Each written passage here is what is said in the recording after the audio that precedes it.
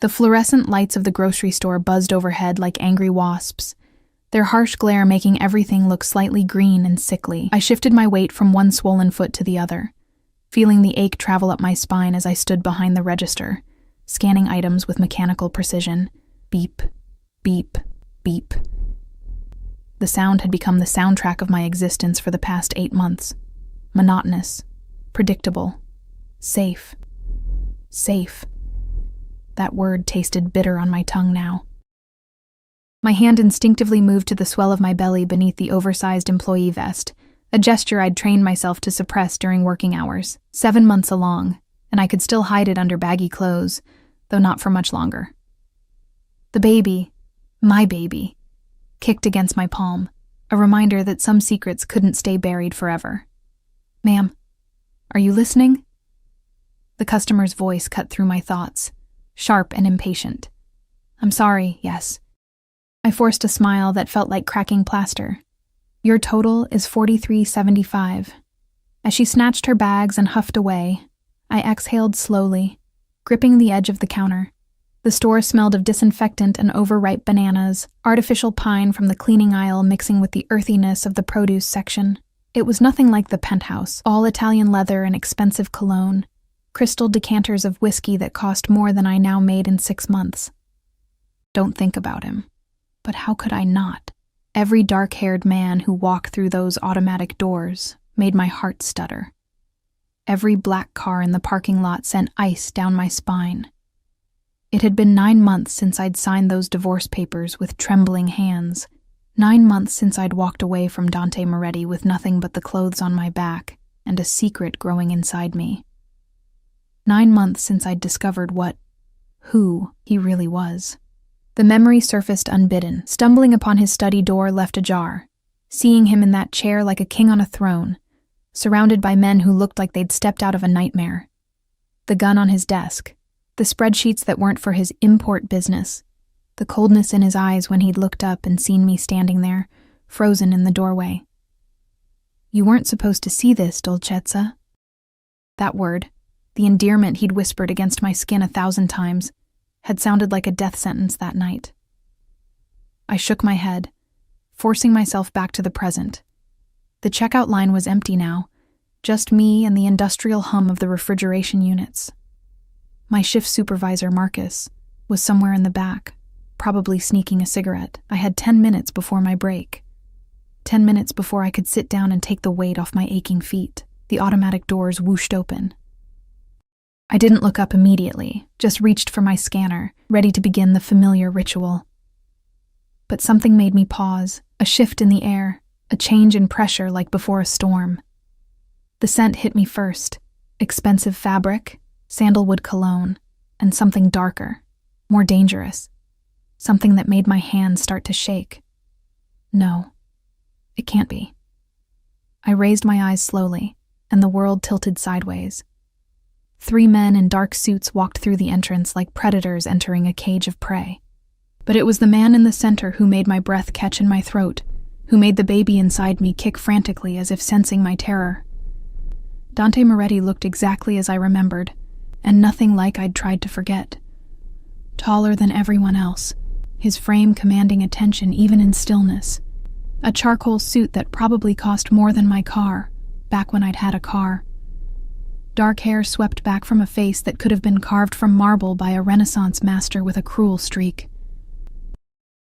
And those eyes, God, those eyes, like black ice, scanning the store with the same calculating assessment I'd seen him use on men begging for their lives. He hadn't seen me yet.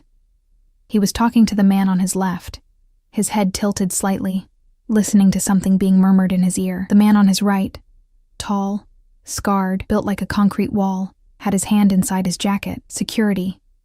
Always security. My heart hammered against my ribs so hard I thought they might crack. I could duck down, hide behind the register, pretend I was checking inventory. I could run to the back, claim I was sick, slip out through the employee exit before His gaze swept across the checkout lanes and locked onto mine. Everything stopped. The buzzing lights, the piped-in music, my own heartbeat. For one infinite second, we simply stared at each other across the expanse of discount linoleum, and clearance displays. I watched emotions flicker across his face too quickly to name. Surprise, recognition, something darker that made my stomach clench. Then his eyes dropped, down from my face to my body, to the counter that separated us, and his expression didn't change, but something shifted in the set of his shoulders, the angle of his jaw. Even from this distance, I could see his hands curl into fists at his sides. The man next to him said something, touched his arm, but Dante didn't respond. He just kept staring at my belly, at the secret I'd hidden for 9 months, at the evidence of what I'd done, what I'd taken from him. I should have run, should have grabbed my purse from under the counter and bolted for the exit. But my feet had grown roots, my body betraying me the way it always had around him. All I could do was stand there, one hand unconsciously moving to protect my stomach, as Dante Moretti began walking toward me. His men fell into step behind him, and every customer between us seemed to instinctively move aside. It was like watching the Red Sea part, except instead of salvation, destruction was heading straight for me. His footsteps were silent, expensive Italian leather on cheap tile, but I could feel each one like an earthquake tremor. He stopped at my register. Up close, I could see the details I'd tried to forget. The small scar above his left eyebrow from a childhood fight, the way his jaw tightened when he was controlling his temper, the gold signet ring on his right hand that bore his family crest. The same ring that had left indentations on my skin when he'd held my face and kissed me like I was oxygen and he was drowning. Isabel. His voice was exactly as I remembered. Smooth as aged whiskey, with an edge that could cut glass, not a question. Just my name, spoken like an accusation, a prayer, a curse. I opened my mouth, but no sound came out. What could I possibly say? Surprise? You're going to be a father? Sorry I didn't mention I was carrying your child when I left you. Please don't kill me. The man with the scar moved closer, his hand still inside his jacket. Dante raised one finger, just one, and the man froze. That tiny gesture, that absolute authority, reminded me of everything I'd run from. The power, the violence. The world where a single gesture could mean the difference between life and death. When? Dante's voice was barely above a whisper, but it cut through the ambient noise like a blade. When were you going to tell me? My throat felt like sandpaper. I wasn't. Something flashed in his eyes, there and gone so quickly I might have imagined it. Hurt? Rage? Betrayal? But when he spoke again, his voice was even colder, more controlled. How far along? That's none of your... How far along, Isabel? He leaned forward slightly, and I caught that scent again. Sandalwood and danger and memories of silk sheets and champagne at 3 a.m, because unless I'm mistaken about basic biology, that child is mine. The baby kicked hard, as if in agreement. I pressed my hand against the movement, and I saw Dante's eyes track the gesture, saw his jaw clench even tighter. 7 months, I whispered. Almost 8. I watched him do the math, saw the moment he realized what that meant. His hands gripped the edge of my counter so hard his knuckles went white. You were pregnant when you left. It wasn't a question, but I nodded anyway. You were pregnant when you signed the divorce papers. Another nod. I felt tears burning behind my eyes, but refused to let them fall. I wouldn't cry in front of him, not again. You were pregnant, and you hid it from me. His voice had dropped to something barely audible, but the fury in it made me step back instinctively. You took my child and disappeared into this... He gestured at the store with barely concealed disgust. Nowhere? And you thought I wouldn't find out? I stopped, swallowed hard. I hoped you wouldn't look. He laughed then, a sound completely devoid of humor.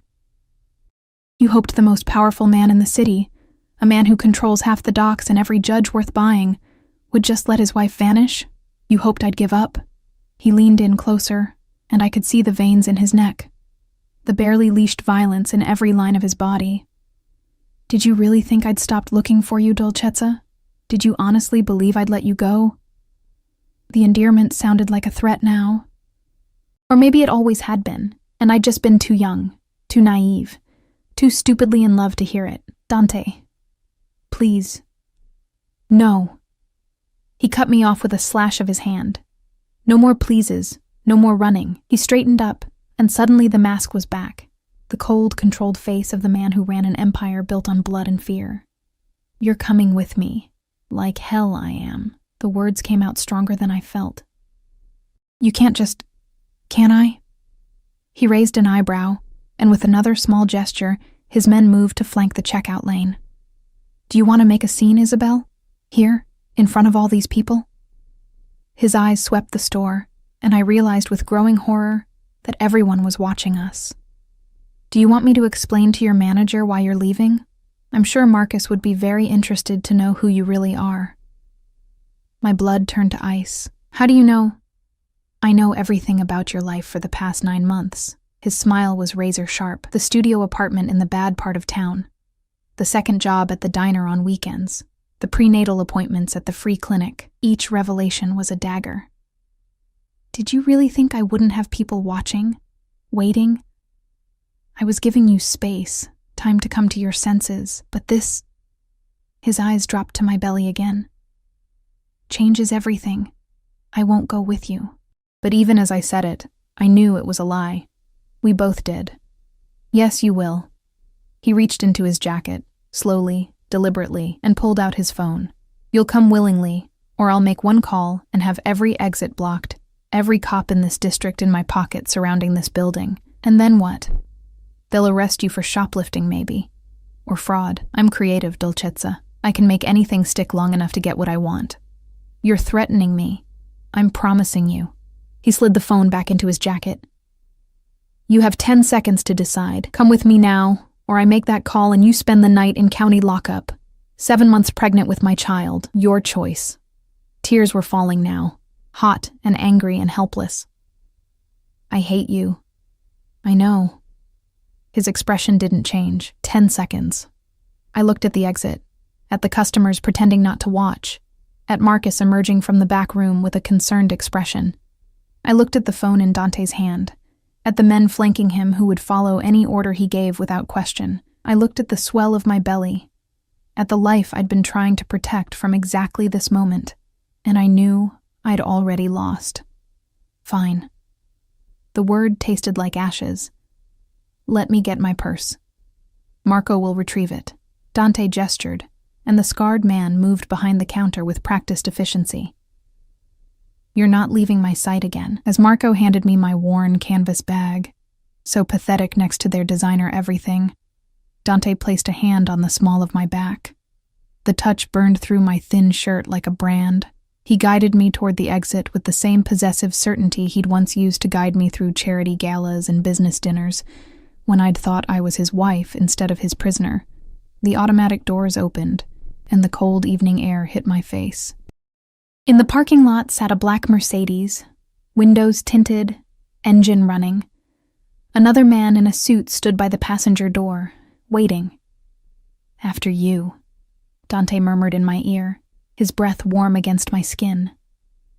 "We have so much to discuss, you and I. Starting with why you thought you could keep my child from me." His hand pressed more firmly against my back, guiding me toward the car, toward whatever nightmare awaited. And as I slid into the leather interior that smelled of money and power and everything I'd tried to escape, I realized the truth with crystalline clarity. I'd never really left at all. I'd just been on loan, and now Dante Moretti had come to collect what was his. The door closed behind me with a sound like a cell locking. The Mercedes glided through the city streets like a shark through dark water. Smooth, silent, predatory. I sat pressed against the passenger door, as far from Dante as the confined space would allow. My hands clutched protectively over my belly. The baby hadn't stopped moving since we'd left the store, as if sensing my terror and responding with agitated kicks. Dante sat beside me in absolute stillness, which was somehow worse than if he'd been raging. His face was turned toward the window, watching the city lights blur past, but I could feel his attention on me like a physical weight. The driver, a different man from the one at the store, younger but with the same lethal efficiency, kept his eyes on the road and his mouth shut. "Where are we going?" My voice sounded small in the expensive silence. "Home." Dante didn't look at me. "I don't have a home with you anymore. We're divorced." Now he turned. and the look in his eyes made my breath catch. Are we? Because last I checked, divorce papers don't mean shit when you're carrying my child. Catholic law, dolcezza. In the eyes of God and my family, you're still mine. That's medieval. That's tradition. His hand moved. I flinched. But he only adjusted his cufflinks with practiced precision. And tradition matters in my world. You knew that when you married me. I didn't know a lot of things when I married you. The bitterness leaked through despite my attempts to contain it, like the fact that my husband ran the largest criminal organization in the state. That small detail somehow never came up during our courtship. His jaw tightened. I protected you from that knowledge. For your own safety. You lied to me. I omitted certain truths. He leaned back against the leather seat, finally giving me his full attention. In the dim interior, lit only by passing streetlights, his face was all sharp angles and dangerous shadows, and you repaid that protection by running. By taking something that belongs to me and hiding it away, like I had no right to know. The baby doesn't belong to anyone. The baby is my child. The words came out low and fierce, vibrating with an intensity that made my skin prickle. My blood. My air. Do you have any concept of what you've done? What you've stolen from me? I pressed harder against the door, fighting the urge to curl into myself. I was protecting. Protecting? He laughed, sharp and bitter. From what? From me? I'm the father, Isabel. Not some stranger. Not some threat. Me. His hand shot out, gripping the headrest behind me, caging me in without actually touching me. I would have given you everything. Doctors, security, anything you needed. Instead, you chose this, hiding in poverty, working yourself to exhaustion while pregnant, risking my child's health because you were too stubborn and too stupid to come back. Don't call me stupid. Anger flared hot in my chest, momentarily overriding fear. I saw what you are, Dante. I saw the guns, the ledgers, the way men look at you like you're God and the devil combined. I wasn't going to raise a child in that world. That world is the only reason you ate every day, wore designer clothes, lived in a penthouse that cost more per month than most people make in a year. His voice was dangerously quiet now. That world is the only reason you're alive to judge me right now. Do you think your little disappearing act went unnoticed? Do you know how many people would have grabbed you off the street if they'd known who you were? What leverage you represented? Ice flooded my veins. What are you talking about? I had 6 men on you at all times. 6, watching, protecting, making sure none of my enemies got creative ideas about kidnapping my estranged wife for ransom. He released the headrest, but the space felt even smaller without the physical barrier. You thought you were free, Dolcezza. You thought you were safe. You were in a cage the entire time. You just couldn't see the bars. The revelation hit me like a physical blow. All those months, thinking I'd escaped, thinking I'd made it out. The man who'd always seemed to be at the laundromat when I was. The woman who'd started coming to the diner during my weekend shifts. The car that was always parked across from my apartment building. You had me followed. It wasn't a question. I had you protected.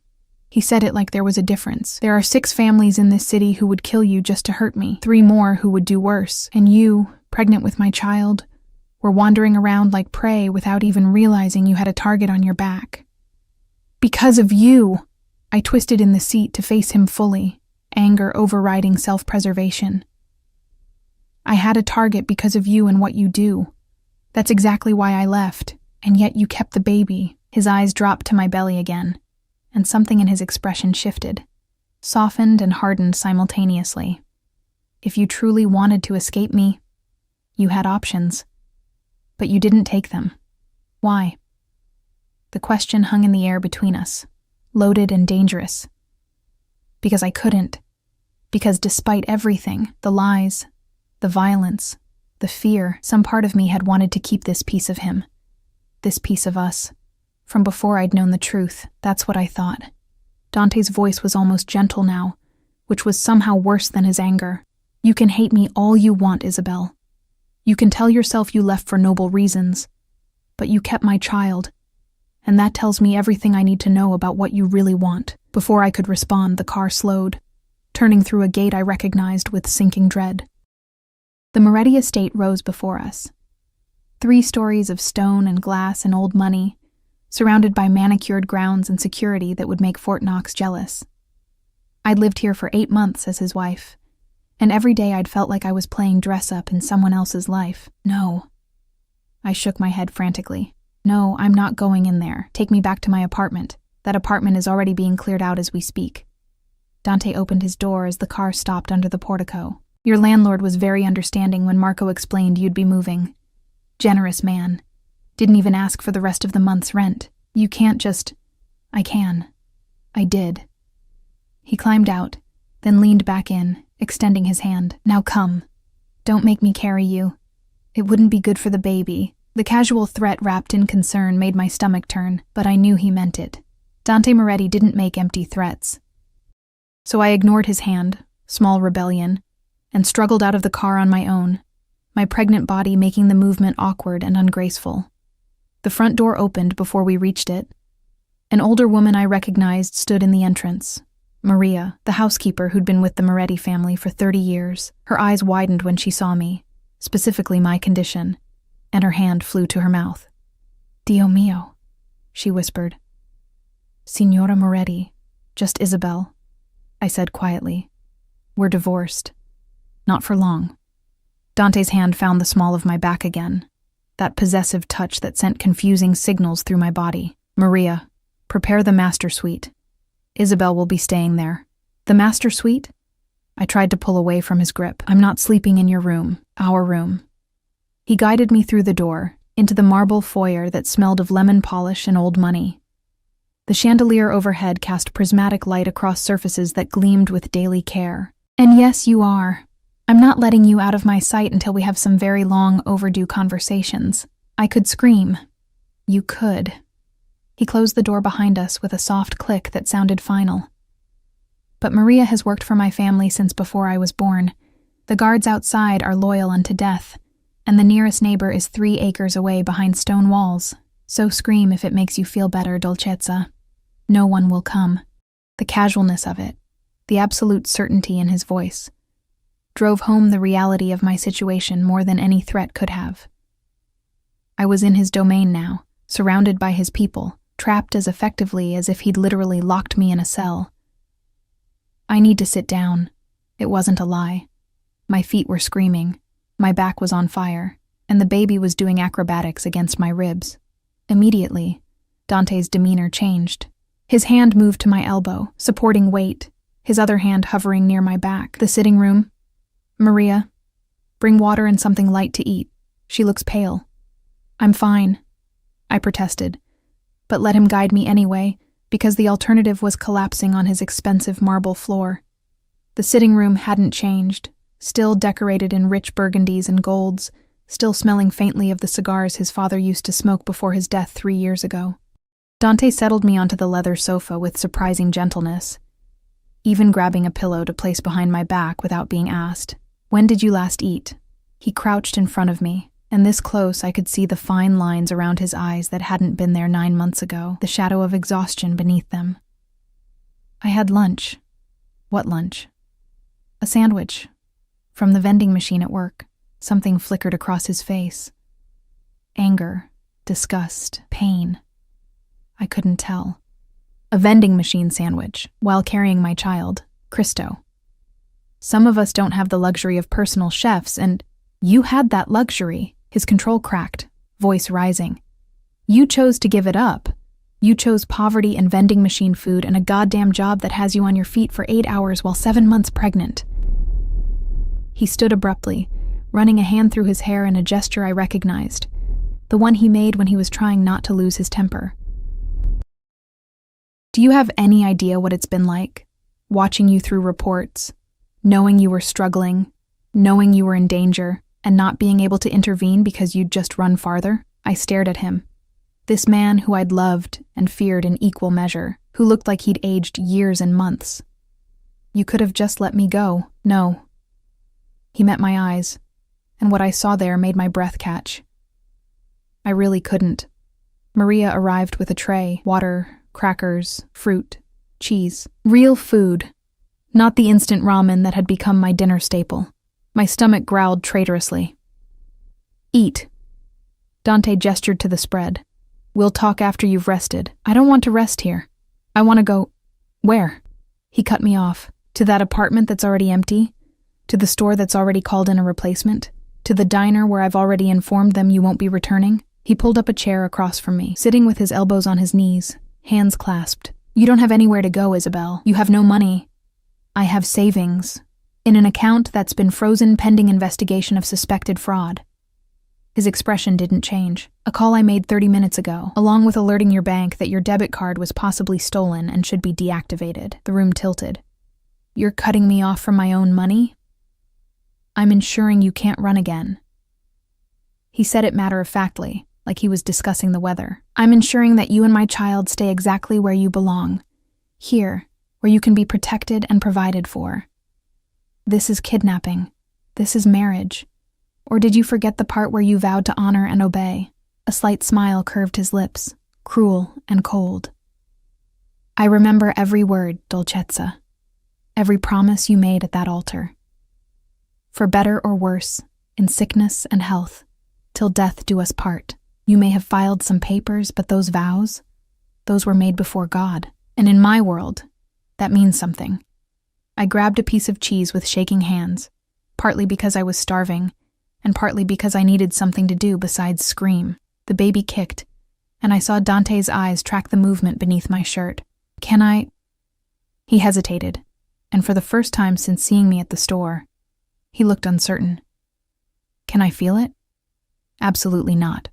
The rejection clearly stung, but he nodded tightly. Fine. But understand this, Isabel. That baby is mine. Half mine, at least. And I will be part of its life whether you like it or not. You can cooperate, and we can figure out how to make this work. Or you can fight me, and I will use every resource at my disposal to ensure I get what I want. He leaned forward, and I always get what I want. Even if it means making me a prisoner. Even then. No hesitation, no shame. Though I prefer to think of it as protective custody, for your own good. You're insane. I'm a father. His hand moved like he might reach for my belly, but stopped halfway. Or I will be. And no child of mine will be born in poverty, because its mother is too proud to accept help. Maria returned with more food. Soup now, something that smelled rich and homemade. My stomach growled again, louder this time. Dante gestured for her to set it down, never taking his eyes off me. Eat. Rest. We'll discuss the details tomorrow. He stood, buttoning his suit jacket. But make no mistake, you're not leaving this house until after the baby is born. Maybe not even then. That depends entirely on how well you behave. And if I don't behave, I couldn't help asking, even though I wasn't sure I wanted the answer. His smile was slow, dangerous, and entirely too intimate. Then I'll have to find creative ways to ensure your cooperation. I can be very persuasive when properly motivated, Dolcezza. I seem to remember you discovering that on our honeymoon. Heat flooded my cheeks, anger and something I refused to name. Go to hell. I'll see you there. He moved toward the door, then paused. Oh, and Isabel, in case you're planning some dramatic escape attempt, don't. Every window is monitored. Every door is locked from the outside. The guards have strict instructions not to let you leave under any circumstances. This house is a fortress, and you, my dear wife, are the most precious thing inside it. He left me alone with my soup, my terror, and the growing realization that I'd just walked willingly into a prison of silk and stone, and the man who'd locked me inside still wore my wedding ring. I woke to sunlight streaming through curtains I didn't recognize, in a bed that felt like sleeping on a cloud, wrapped in sheets that probably cost more than my monthly rent. For one blissful moment, I forgot where I was. Then the baby kicked, my back protested, and reality came crashing back. The master suite. Dante's room. Our room, he'd called it, like the past 9 months had never happened. I sat up slowly, taking inventory. Someone, Maria probably, had changed me into a silk nightgown while I'd slept. My work clothes were gone, replaced by a wardrobe I hadn't authorized. The realization made my skin crawl. How deeply had I been sleeping that I hadn't noticed being undressed? The bathroom door opened, and Dante emerged in nothing but dress pants, his chest bare, hair damp from a shower. Water droplets traced paths down his abdomen, following lines of muscle that I'd once had the freedom to touch. Now they just reminded me of all the ways he was dangerous. Physically, emotionally, completely. "You're awake." He grabbed a white dress shirt from the closet, not bothering to hide his body. Why would he? He knew exactly what effect he had on me. Had always known. "How did you sleep?" "Like a prisoner." I pulled the covers higher, suddenly aware of how thin the nightgown was. "Where are my clothes?" "Being laundered, or burned, I haven't decided." He buttoned the shirt with practiced efficiency. "You'll find appropriate maternity wear in the closet. Maria had everything brought in last night." "I don't want your clothes. Then walk around naked. I won't complain." His eyes met mine in the mirror, dark and challenging. "But if you're planning to leave this room, you'll dress appropriately. I won't have my wife looking like she shops at thrift stores." "Ex-wife," I corrected automatically. "Semantics." He knotted his tie, burgundy silk that matched his pocket square. Every movement precise, controlled. The armor of a man who ruled through appearance as much as action. "As far as everyone who matters is concerned, you never stopped being Mrs. Moretti." I threw back the covers, needing to move, to do something besides watch him transform into the dangerous man I'd married. My feet hit plush carpet, so different from the stained linoleum of my apartment. The baby shifted, pressing against my bladder with uncomfortable insistence. "Bathroom's free." Dante gestured without turning. "Prenatal vitamins are in the medicine cabinet. Take them." "I have my own vitamins." "From the discount pharmacy where half the bottles are expired?" He finally turned, leaning against the dresser with his arms crossed. "No, you'll take the ones I provide. Doctor recommended, properly stored, actually effective." The casualness of his control made anger spark in my chest. "You can't just dictate every aspect of my life. Watch me." He checked his watch. Platinum, understated, probably worth more than my car had been. "Breakfast is at 8. Dr. Romano arrives at 9. I have a doctor." "Had." Past tense. He moved toward the door. "Dr. Romano is the best obstetrician in the state. She'll be handling your care from now on, including a full examination to make sure 9 months of poverty haven't damaged my child." "Our child," I snapped. "And I've been taking care of myself just fine." He paused at the door, hand on the knob, and looked back at me. Really looked, taking in my swollen ankles, the dark circles under my eyes that no amount of sleep could erase, the way I instinctively held my belly like it might protect me from him. "Have you?" His voice was quiet, almost gentle. "Because from where I'm standing, you look exhausted, underweight except for the pregnancy, and about 2 missed meals away from collapsing. So forgive me if I don't trust your judgment on what constitutes taking care of yourself." The words hit harder because they were true. I'd been surviving, not living. Working 2 jobs, eating whatever was cheapest, skipping prenatal appointments I couldn't afford. Telling myself it was worth it because at least we were free. I was doing the best I could, I know. And there it was again. That flash of something softer beneath the steel. That's what makes this so fucking infuriating. You were suffering when you didn't have to. You chose pride over comfort, fear over safety, and made both of us miserable in the process. Both of us? I laughed bitterly. You seemed perfectly fine, still running your empire, still living in luxury. Do I look fine to you? He stepped back into the room, and I saw it then. The weight loss beneath the expensive suit, the tension in his shoulders, the way his jaw was constantly clenched. "I haven't slept more than 3 hours a night since you left. I've torn this city apart looking for a ghost. And every day I got reports about you struggling, suffering, putting yourself in danger, and I had to watch from a distance because the moment I got too close, you'd bolt. So this is my fault? You stalking me is my fault? It's called protecting what's mine." The control finally cracked, his voice rising. "You're carrying my child, Isabel, my heir, the future of everything I've built. Did you really think I'd just let you wander around unprotected? Let you work yourself to death in some discount store while my enemies circled? I didn't ask for your protection. You didn't have to. He closed the distance between us in 3 strides, and suddenly he was there, towering over me, radiating fury and something darker. The moment you married me, you became a target. The moment you got pregnant, that target tripled in size. You don't get to opt out of protection just because you're angry about how I make my money. It's not about the money. My voice dropped to a whisper. It's about the violence, the death. The fact that I watched you order someone killed like you were ordering coffee. His expression shuddered. You don't know what you saw. I saw enough. The memory surfaced, standing in that doorway, watching him speak quietly into his phone, while a man knelt before him, begging. The way Dante had looked bored, almost. The way he'd ended the call and nodded to Marco, and the man had been dragged away screaming. I saw who you really are. You saw a fraction of what I do to keep you safe. He reached out and I flinched, but his hand only cupped my face with unexpected gentleness. That man you saw?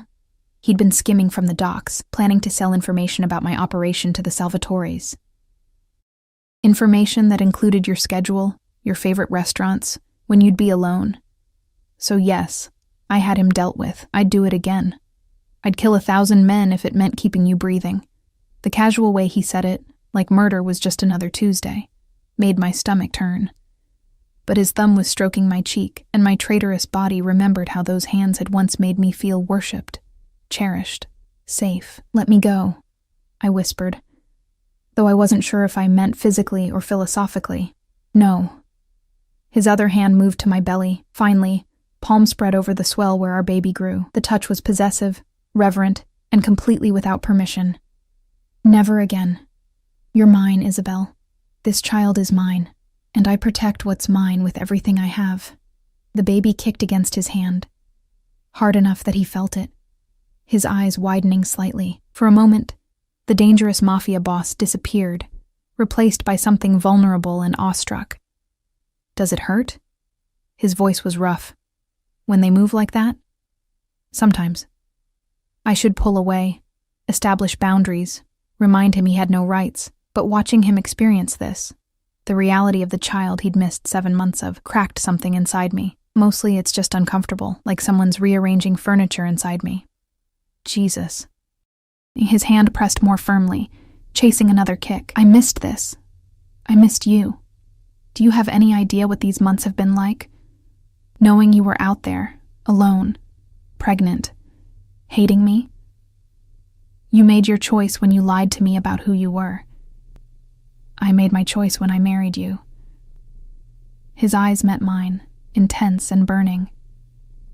I chose you, Isabel. Over everything. Tradition, business sense, the objections of every advisor I have. I chose a girl from nowhere, with no connections, no family name, nothing to offer but herself, and I'd choose you again. Every fucking time. That doesn't change what you are. No. He released me, stepping back, and I hated the immediate sense of loss. It doesn't. I'm a criminal. I hurt people. I break laws and bend others. I live in a world where violence is currency and loyalty is bought with blood. That's the truth, and I won't apologize for it. Then we have nothing else to say. We have plenty to say. He moved back toward the door, buttoning his suit jacket, starting with the fact that you're stuck here whether you like it or not. You can rage. You can refuse to speak to me. You can maintain this martyred anger. But you will be safe. You will be fed.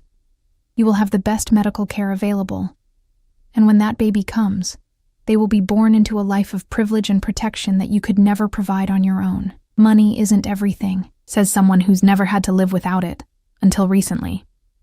His smile was sharp. Tell me, Dolcezza, did poverty feel noble? Did struggling to pay rent while pregnant feel like moral superiority? Or did it just feel like suffering? I had no answer that wouldn't prove his point. Breakfast. 8 o'clock. Don't make me send someone to fetch you. He opened the door, then paused. And Isabel. The house is surrounded by guards. The gate is locked. Every phone is monitored. So if you're planning some dramatic escape, save your energy. You're not going anywhere until I say so. He left.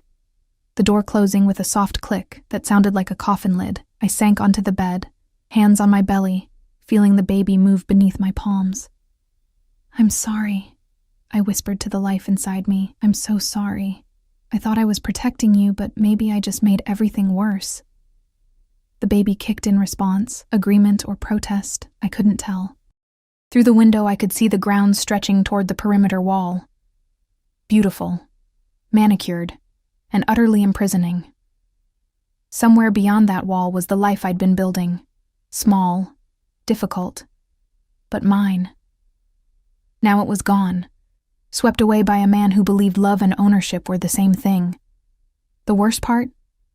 Some small traitorous part of me was relieved. No more working double shifts, no more choosing between prenatal vitamins and groceries, no more lying awake wondering if I'd made a terrible mistake. But at what cost? The door opened again. Maria, carrying a breakfast tray, even though it was only 7:30. "Signor Moretti thought you might be hungry," she said in her accented English, setting the tray on the bedside table. Fruit, yogurt, toast, orange juice. Real food, not vending machine substitutes. He said to make sure you eat everything. "He's very good at giving orders," she smiled sadly. "He's very good at protecting what he loves, even when it looks like control." Her hand touched my shoulder briefly. "I raised that boy, Signora. I know his heart. He is not always gentle, not always right, but he loves with everything he has.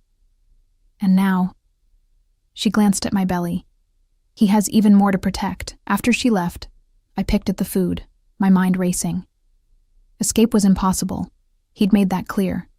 Fighting him would only make things worse. But cooperation felt like surrender. The baby moved again, a rolling sensation that made my whole belly shift. "What am I supposed to do?" I asked the empty room. No answer came. Just birdsong from outside, and the distant sound of Dante's voice giving orders to someone downstairs, the king in his castle, and me in my gilded cage. Dr. Romano arrived exactly at 9. A woman in her 50s with kind eyes and an efficiency that suggested she'd dealt with difficult patients before. She set up in one of the guest rooms that had been converted into a temporary examination space, complete with an ultrasound machine that looked newer than anything at the free clinic. Dante stood in the corner throughout the entire examination, arms crossed, watching like a hawk. Every time Dr. Romano pressed on my belly or asked a question, his jaw would tighten. When she mentioned I was slightly underweight for this stage of pregnancy, I thought he might actually punch the wall. "It's not uncommon for women with high-stress situations," Dr. Romano said diplomatically, shooting Dante a look that suggested she knew exactly who he was and what he did. "With proper nutrition and rest, we should see improvement within a few weeks." "She'll have both," Dante said flatly. "Whatever she needs." "What I need is privacy," I muttered. But the ultrasound wand was already moving across my gel-covered stomach, and suddenly the room filled with a sound like galloping horses, the heartbeat. I'd heard it before, at the clinic, but this machine was different, clearer, stronger. Dr. Romano adjusted something, and the grainy image on the screen shifted, sharpened. There, impossibly small and impossibly real, was our baby. Arms, legs, the curve of a spine, the profile of a face. "Everything looks healthy," Dr. Romano said, smiling. "Good size, strong heartbeat, active. Would you like to know the sex?" "Yes." Dante's voice came from right behind me now. I hadn't heard him move, but his hand found my shoulder, gripping tight. "Tell us." Dr. Romano adjusted the wand again, angling for a better view. "Congratulations, you're having a boy." The world tilted sideways. A boy. A son. Dante's heir, in the most literal sense. A son. Dante's voice was rough with something I'd never heard before. Wonder, maybe, or fear. His hand moved from my shoulder to hover over the screen, not quite touching, like he might break the magic if he made contact. "My son. He's perfect," Dr. Romano continued, pointing out details. 10 fingers, 10 toes, the chambers of his heart pumping steadily. Due date looks to be about 8 weeks out, assuming your dates are correct. "They are," I whispered, unable to look away from the screen. 8 weeks. 2 months until this little person currently doing flips inside me would be out in the world. dependent on me for everything. On us, a traitorous voice whispered. Doctor. Romano finished up, giving me instructions that Dante immediately memorized. Supplements, diet recommendations, exercise limitations. When she mentioned I should avoid stress, I nearly laughed. Stress was currently standing 6'3" behind me, radiating possessive intensity. I'll be back weekly to monitor progress, Dr. Romano said, packing up her equipment. Call immediately if there's any bleeding, severe pain, or decreased fetal movement. And Isabel? She met my eyes directly. Take care of yourself. That baby needs you healthy. After she left, Dante stood staring at the ultrasound photos she'd printed.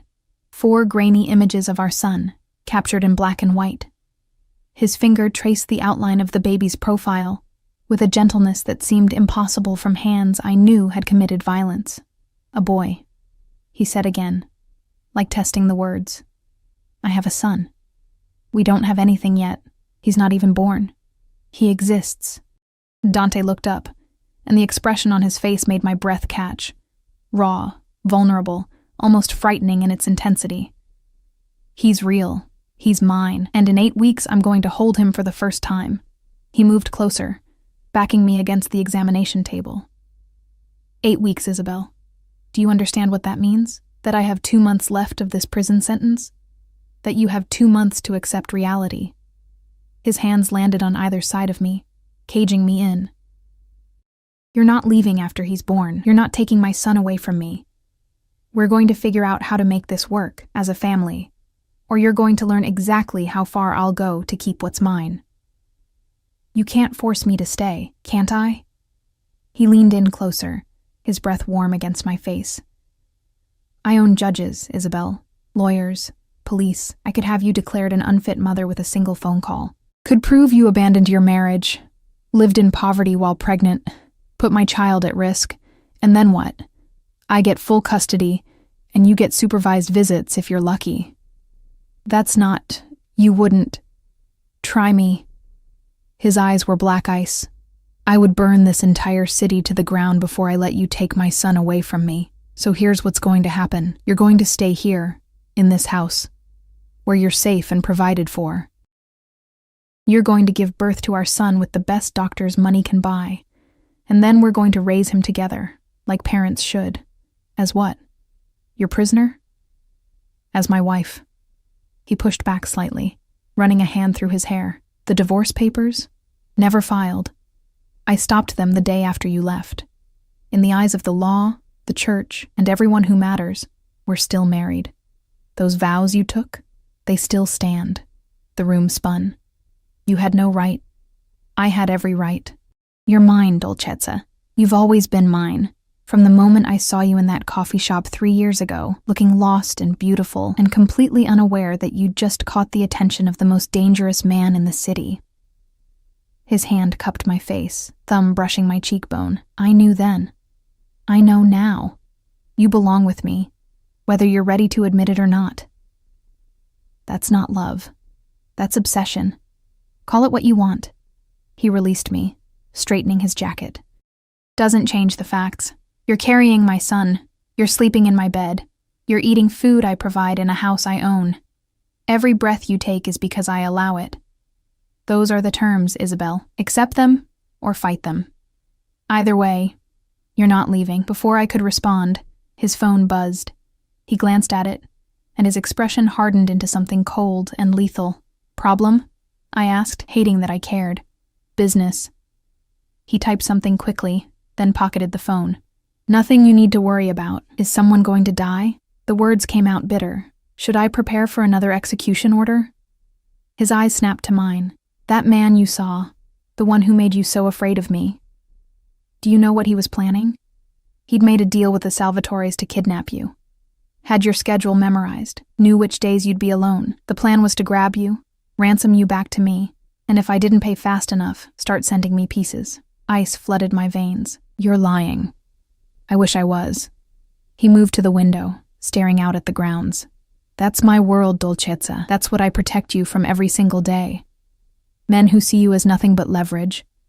Families who would kill a pregnant woman just to hurt me. And you thought running away would keep you safe? You thought poverty was safer than protection? I thought anything was safer than being married to a monster. He flinched. Actually flinched. And I felt a flash of guilt that I immediately tried to suppress. Maybe I am a monster. His voice was quiet now. Maybe everything you think about me is true. But I'm a monster who keeps you alive, who keeps our son safe. And if that makes me the villain in your story, I can live with that. As long as you keep living. The sincerity in his voice, the exhaustion. It cracked something inside me. This man who terrified me, who'd imprisoned me, who claimed ownership like it was love, genuinely believed he was protecting me, believed the cage was kindness. I can't do this, I whispered. I can't pretend we're a happy family. I can't forget what you are. I'm not asking you to forget. He turned back to me. I'm asking you to understand. To see that everything I've done, every lie, every threat, every manipulation, has been to keep you safe, because losing you... He stopped, swallowed hard. When you left, it felt like dying, and I've been dying slowly for 9 months, watching you from a distance, unable to touch you, unable to protect you properly. So yes, I'm keeping you here. Yes, I'm controlling your life, but it's not because I want to hurt you. It's because I can't survive losing you again. The confession hung between us, raw and honest, and terrifying in its intensity. That's not healthy, I managed. Probably not. A ghost of a smile crossed his lips. But healthy went out the window the moment I decided to marry someone who wasn't part of this life, who couldn't understand the rules, who looked at me like I was human instead of a weapon. You're both. The words came out before I could stop them. That's the problem. You're human enough to love and weapon enough to destroy, and I never know which version I'm going to get. You get both. Always. He moved toward the door. Lunch is at noon. Maria's making your favorite, or what used to be your favorite. I don't know if pregnancy has changed your taste. It hasn't. Another admission I hadn't meant to give. I still like chicken parmesan, something softened in his expression. Good. Then you'll eat, rest, and stop looking at me like I'm going to murder you in your sleep. Whatever else I am, Isabel, I've never hurt you. And I never will. Except you are hurting me, right now. This. I gestured at the room, the house, the invisible bars of my cage, is hurting me. I know. And he did. I could see it in his eyes. But it's necessary hurt, the kind that keeps you alive, and I'd rather have you hate me and breathing than love me and dead. He left before I could respond, and I was alone again with my thoughts and the ultrasound photos scattered on the table. I picked one up, studying the tiny profile of my son. Our son. Dante's heir. The future of an empire built on blood and fear. I'm sorry, I whispered to the image. I tried to give you a different life. A normal life. But maybe normal was never in the cards for us. The house settled around me, expensive silence broken only by the distant sound of Dante's voice giving orders, running his kingdom from his throne room downstairs, and I stood in my tower, pregnant and imprisoned, wondering if there was any difference between protection and possession. Or if, in Dante Moretti's world, they'd always been the same thing. 6 weeks passed in a blur of doctor's appointments, enforced rest, and meals I didn't have to cook. 6 weeks of Dante hovering like a dangerous shadow, always watching, always present, always reminding me that escape was impossible. 6 weeks of my body changing, the baby growing, and the walls of my gilded cage becoming almost comfortable. Almost. It was a Tuesday afternoon when everything changed. I was in the garden, one of the few places Dante allowed me to roam freely, probably because it was surrounded by 12-foot walls and armed guards. The spring air smelled of jasmine and freshly cut grass, and for a moment, I could almost pretend I was free. The baby kicked hard against my ribs, and I paused by the fountain, pressing a hand to the movement. He'd been active all day, restless, like he could sense something coming. "Signora Moretti?" Maria's voice cut through my thoughts, urgent and strained. "You need to come inside. Now." The tone made my blood run cold. "What's wrong?" "Just come." Quickly, I followed her as fast as my ungainly body would allow, through the French doors and into the house. The sound hit me first. Raised voices from Dante's study, the kind of angry that preceded violence. Then I saw them. Dante facing off against a man I didn't recognize, with Marco and 3 other guards forming a barrier between them. "You've got some nerve showing up here," Dante was saying, his voice deadly quiet. "After what you did, I came to see her." The other man's voice was familiar in a way that made my stomach drop. "To explain. She deserves that much." I moved closer, and the study door was open just enough to see inside.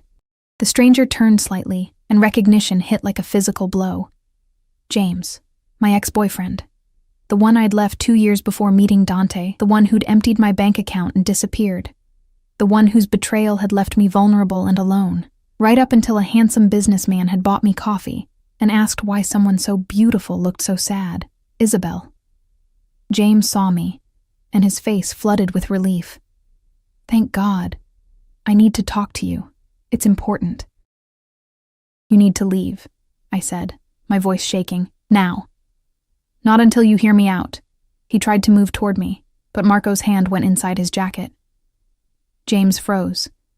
"Please, just 5 minutes. It's about the baby." The world stopped spinning. "What about my baby?" The words came out fierce, protective, a mother's instinct overriding fear. "Not yours." James's eyes were desperate, darting between me and Dante. "Mine. Ours. From before." "Isabel, you were pregnant when you left me. Did you know? Did you—" That's impossible. But even as I said it, I was doing math in my head, the timeline, the dates, the fact that I'd been with James right before we'd broken up. And then, no, this couldn't be happening. "You're lying," Dante said flatly, but something in his voice suggested he was already doing the same calculations. "That child is mine, is it?" James pulled out his phone, showing a photo, because I had my lawyer look into it. "Isabel left me 18 months ago. She married you a year ago, and she's 7.5 months pregnant now, which means, get out." Dante's voice was pure ice. "Get out of my house before I have you removed in pieces. I want a paternity test." James's desperation was palpable. "That's my son she's carrying, mine, and I have rights." "You have nothing." Dante moved so fast I barely saw it, grabbing James by the throat and slamming him against the wall. "You think you can walk in here into my home and make claims on my wife and child? You think I'll just hand them over because you've done some math?" "Dante, stop!" I was moving before I could think, grabbing his arm. "Let him go, please." The contact made him freeze. He turned his head, looking at me with eyes so dark and dangerous I almost stepped back. But I held firm, even as my heart hammered against my ribs. "Is it possible?" His voice was barely audible. "Tell me it's not possible." "I don't know." The admission tore out of me, the timeline. James and I were together right before we broke up. And then I met you a month later. I was so sure the baby was yours because we got married so quickly, and I didn't realize I was pregnant until— I couldn't finish. The look on Dante's face was destroying me. He released James, who slumped against the wall gasping. "Get out. I'll deal with you later. I'm not leaving without Marco." Dante didn't raise his voice. "Remove him. Not permanently. Yet." Marco and another guard grabbed James, who struggled and shouted protests as they dragged him toward the door. His voice faded down the hallway, leaving silence in its wake. Dante stood with his back to me, shoulders rigid, hands clenched into fists. The air felt too thick to breathe. "Say something," I whispered. "What do you want me to say?" He still didn't turn. "That it doesn't matter? That I'll love this child regardless of whose DNA he carries? Because I can't. I can't say that when everything I've done for the past 6 weeks has been based on the certainty that he's mine. We don't know that he isn't, but we don't know that he is." Now he turned, and the pain in his eyes was worse than any anger could have been. "Jesus Christ, Isabel. Did you know? Have you known this whole time that there was a possibility?" "No." The word came out fierce. "I swear to God, I thought he was yours. James and I used protection, and the dates lined up with us. And I never even considered—" My voice broke. "I wouldn't have kept this from you. Not this. Like you didn't keep the pregnancy from me?" The bitterness in his voice cut deep. Like you didn't hide for 9 months, planning to raise my... He stopped, corrected himself. A child without me ever knowing? That was different. Was it? He moved to the window, staring out at the gardens where I'd been standing minutes ago. Or is this just another lie in a series of lies?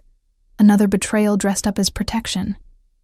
I never lied about the paternity because I never questioned it. Tears were streaming down my face now.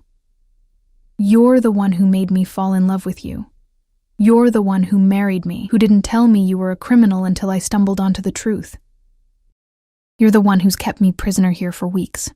So don't you dare act like I'm the villain in this story. You're not the villain. His voice was tired now, defeated. Neither am I. We're just two people who've hurt each other repeatedly while claiming it was love. The baby kicked. Hard enough to make me gasp, hard enough to remind us both what was at stake. We need a paternity test, I said quietly. As soon as possible. Agreed. He pulled out his phone. Doctor, Romano can do a prenatal test. Results in 48 hours. And if... I couldn't finish the question. If he's not mine? Dante's laugh was hollow. Then I've been playing house with another man's family. Threatening and controlling and obsessing over a child that has nothing to do with me. But if he is yours, then nothing changes. He met my eyes across the room. Except now I know that even biology isn't certain.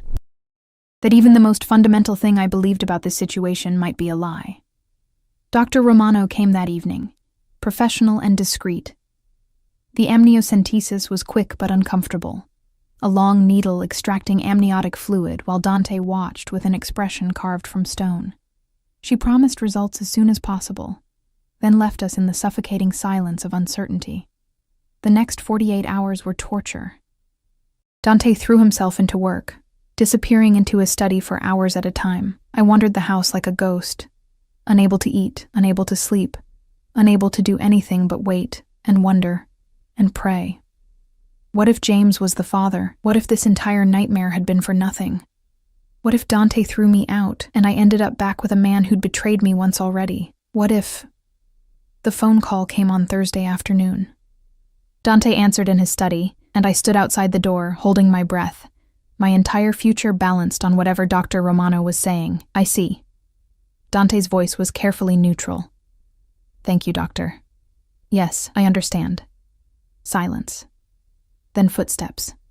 The door opened and he stood there looking at me with an expression I couldn't read. Well, I couldn't take the suspense. What did she say?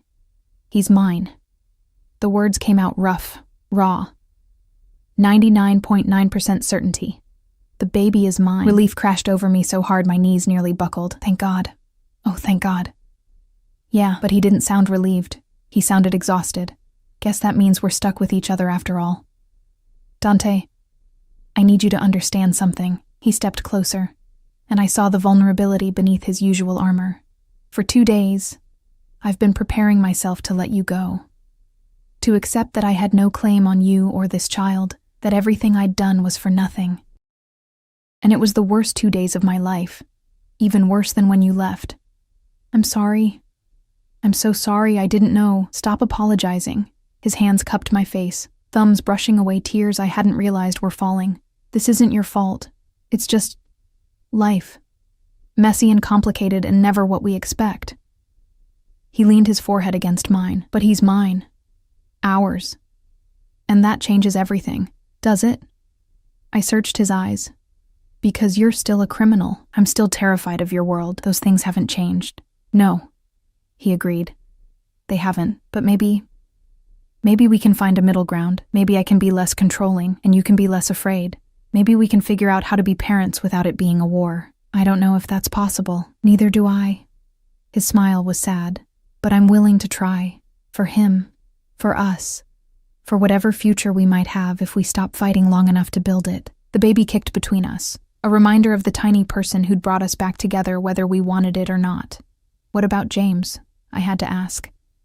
James is being strongly encouraged to leave the state and forget he ever knew you. Dante's voice hardened.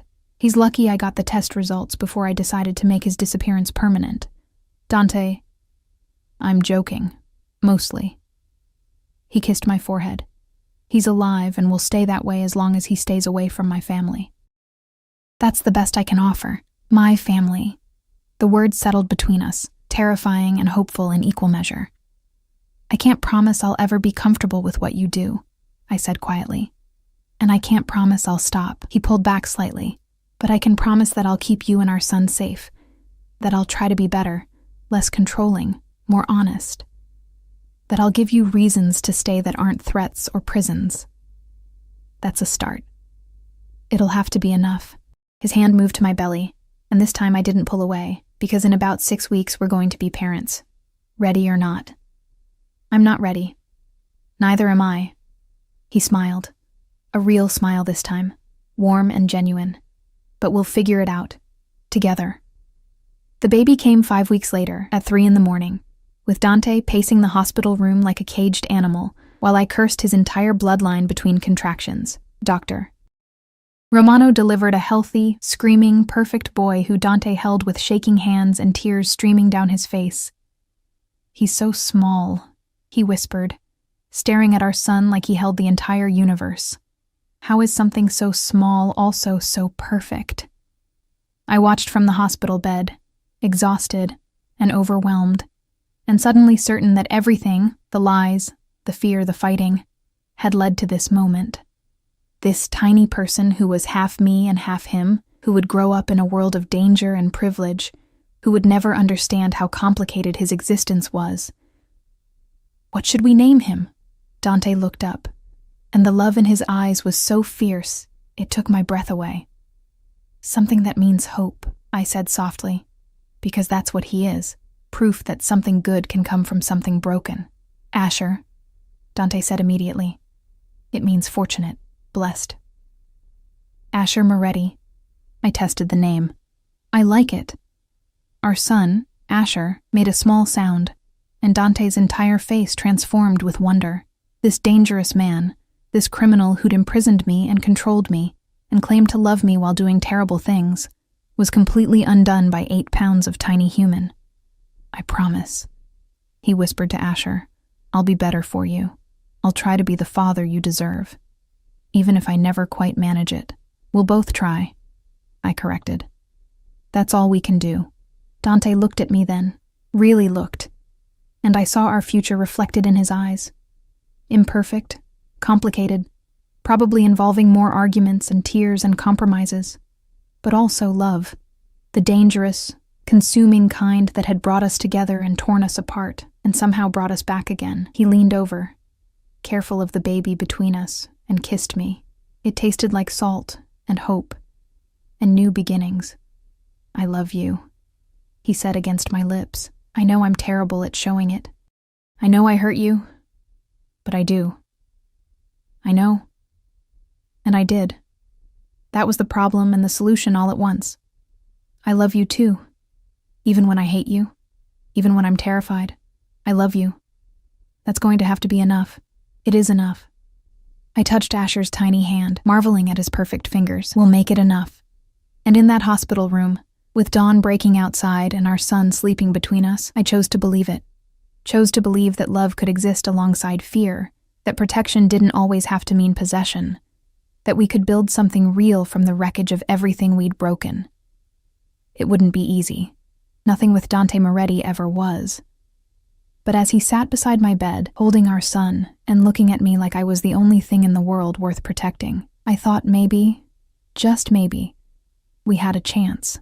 And sometimes, a chance is all you need.